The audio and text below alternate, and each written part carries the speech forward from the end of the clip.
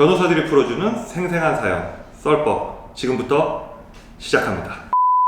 드디어 나름 제 전문 분야인 상속 분야가 나왔는데요. 그러면 한번 사연 한번 들어가 볼까요? 부동산 값이 오르자 유산을 다시 나누자는 형제들, 어떻게 해야 할까요? 안녕하세요. 저는 평범한 60대입니다. 제가 남편과 결혼할 당시 시부모님의 경제적 형편이 좋지 않았습니다. 그래서 시부모님의 도움 없이 결혼 생활을 시작하였고, 그렇게 몇 년 후 시부모님의 경제 형편이 좋아지기 시작해서 둘째 도련님과 셋째 도련님이 결혼할 당시 어느 정도를 지원해 주셨고, 큰 아가씨와 작은 아가씨가 각자 사업을 하겠다고 해서 경제적 지원을 해주셨습니다. 사실 저희 때는 지원이 없다가 다른 자식들 도와주신 시부모님에게 섭섭하기도 했지만, 제 남편과 동생들이 나이 차이가 어느 정도 났고 저희도 어느 정도 경제적으로 안정을 취하게 되어 그러려니 하고 형제들끼리 별 싸움 없이 잘 지냈습니다. 그렇게 20년은 시부모님을 모시고 살다가 시아버지가 돌아가셨고 약 5억 원 가량의 재산이 있었으나 현금이 아니라 어느 정도 부채가 있는 땅이고, 시어머니를 부양하다가 시어머니가 돌아가시면 받는 조건으로 저희가 부양했습니다. 나머지 형제들도 노다지 땅도 아니고 부양에 부담을 가지다 보니 큰 관심이 없어서 형제들과 구두로 협의를 보았습니다. 그 10년 동안 재산세, 토지세 등 모든 세금을 저희가 부담하였고, 그렇게 살아가던 도중 제 남편이 갑작스럽게 세상을 떠났습니다. 남편이 먼저 떠났어도 7년 동안 시어머니를 모시며 살았고, 시어머니를 친어머니처럼 부양하며 부동산 시세가 올라가는 것을 보며 위로를 받으며 살고 있었습니다. 그런데 문제는 시어머니께서 치매가 걸리신 겁니다. 그러자 남편의 형제들이 다 같이 찾아와 제게 유산을 다시 나누자는 겁니다. 이유인즉 형제들은 제 남편이 고생한 것은 알고 있으나 그 대가로 아버지 유산을 다 가져갔으나 그것은 언제까지나 땅값이 오르기 전 유산이고 현재 부동산값이 올랐으니 다시 나누자는 건데, 지금 부동산값을 기준으로 평등하게 받는 것은 요구하지 않을 테니 적어도 각자 1억 이상이라도 달라며 요구합니다. 시어머니께서 중간에 중재를 해주시면 참 좋겠지만 치매가 심해 중재는커녕 유언장 작성도 힘든 상황입니다.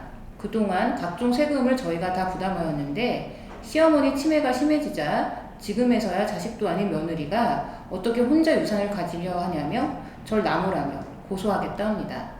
만약 안 줘도 법적으로 아무 이상이 없는 걸까요? 억울한 점은 충분히 알겠어요. 다른 형제자매들이 본인은 못 받았는데 다른 형제자매들은 뭐 20, 30년 전에 얼마씩 받았다. 그 부분에 대해서 억울함을 많이 주장하시는데, 이게 뭐 고인께서 계좌이체로 하지 않는 한 이게 입증이 안 돼요. 그때 줬다라는 사실이. 그래서 거의 대부분의 주장이 이건 인정이 되지 않습니다.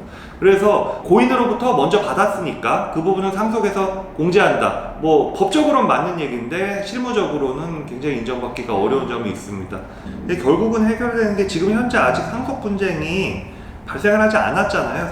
상속이라는 게 결국은 사망해야 발생하는 문제인데 아직 시어머니께서 지금 살아계시는 문제고, 결국은 지금 시어머니께서 만약에 그렇게 안 해주시고 만약에 돌아가신다, 증여를 안 해주시고 돌아가신다 라고 하게 되면은 결국 상속 분쟁에 들어가게 될 수밖에 없을 것 같아요. 그러면 결국은 기여분이라는 걸 주장해서 좀 가중상속분을 인정받는 방법을 취해야 될 것 같습니다. 기업은 몇 프로 인정될까요? 이 정도면 한 30% 정도? 30% 돼요? 네. 이 때문에 저 역시 아직 나이가 어리지만 유언장을 좀 미리 작성을 해두려고 합니다. 그거 저것도 드립치는 거죠. 아니 원래 아무 반응 없는데.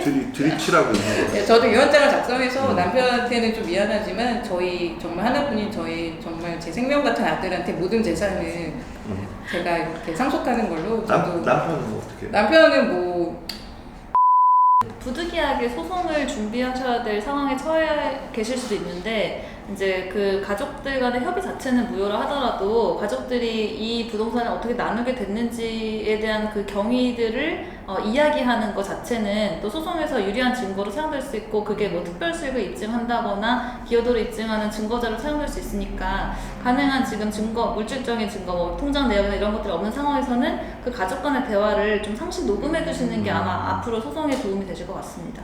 또 이러한 경우 상속재산 분할 협의서를 작성하거나 부담부 증여계약서를 작성하는 경우 또는 유언장을 작성하는 경우 가사법 전문 변호사의 도움을 받는 것이 반드시 필요합니다. 두 변호사님 의견들을 종합하여 마지막으로 정리 의견 드리겠습니다.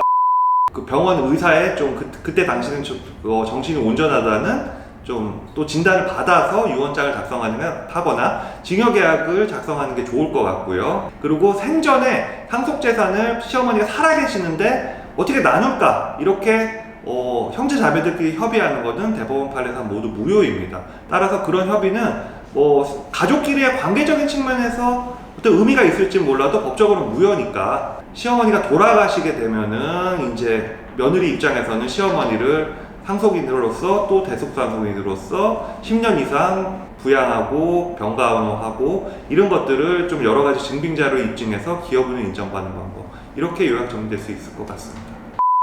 썰법은 분야에 상관없이 다양한 전문 변호사들이 여러분의 사연의 해결책을 제시드립니다. 그리고 사연을 보내시기 전 가장 중요한 구독과 좋아요도 부탁드립니다.